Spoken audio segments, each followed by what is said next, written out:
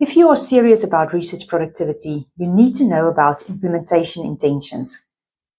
These are specific if-then plans that research shows can dramatically increase follow-through.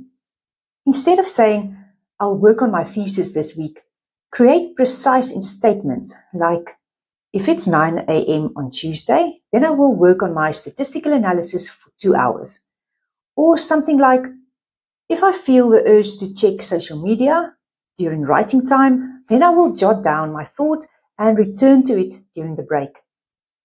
This specificity creates psychological binding power that vague intentions simply cannot achieve. Implementation intentions work by bridging that gap between intention and action, effectively programming your behavior in advance. So try creating 3 implementation intentions today for your most important research tasks this week.